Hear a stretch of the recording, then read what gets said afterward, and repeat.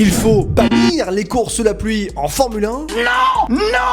On veut pas! La pluie a encore une fois été au cœur des débats lors du Grand Prix de Belgique. Ouais, en cause un départ retardé de plus d'une heure alors que pour certains, dont Max Verstappen, il était possible de faire la course. Alors pourquoi est-il aussi difficile de faire la course sous la pluie en Formule 1? En fait, la grosse problématique c'est la visibilité. Ouais, les pneumatiques intermédiaires de Pirelli évacuent 30 litres d'eau par seconde à 300 km/h. Et donc avec des pneumatiques imposants sur des monstres de 1000 chevaux, cela dégage un immense spray qui rend aveugle les pilotes qui précèdent. Le dégagement d'eau est également amplifié par l'effet Venturi et l'effet de sol. Pour les pneus pluie, ils évacuent 85 litres d'eau par seconde à 300 km/h, donc le spray est encore plus violent. Mais ces pneus sont inutilisables car ils surchauffent trop rapidement. Sur ce Grand Prix de Belgique, donc à 15h précise, le tour de formation a été lancé sous voiture de sécurité. Mais avant même la fin du deuxième secteur, le drapeau rouge a été agité et le départ retardé. Le problème donc était le manque cruel de visibilité. Pour beaucoup de pilotes comme Fernando Alonso, Charles Leclerc, Oscar Piastri, Esteban Ocon ou encore Pierre Gasly, la décision de la direction de course était la bonne. Par contre, pour Max Verstappen, il aurait fallu rouler malgré les conditions difficiles. On ne verra plus jamais de course classique sous la pluie. Plus vous roulez, mieux c'est. Et si vous ne voyez rien, vous pouvez toujours lever le pied car à un moment donné, vous y verrez plus clair. L'autre problématique dans ce Grand Prix était le fait de faire repartir la course aux alentours de 16h30, au moment où la piste était en train de sécher en plein soleil. Et cela a faussé la course pour certains pilotes qui avaient opté pour les setups pour la pluie. Ouais, dommage pour eux. En soi, la question n'est pas de savoir qui a raison ou tort entre la direction de course ou entre les pilotes eux-mêmes. Non, la question est plutôt de savoir qu'est-ce qu'on fait finalement avec les Formule 1 sous la pluie. Est-ce qu'on peut faire encore aujourd'hui des courses sous la pluie en Formule 1, mais derrière on aura toujours le même débat? Ou est-ce qu'on assume du côté de la FIA et on décide de dire clairement, c'est terminé, on ne fait plus de courses sous la pluie en Formule 1. Pourquoi? Parce que c'est trop dangereux. Le débat est posé et ouvert et je vous laisse donner vos avis en commentaire.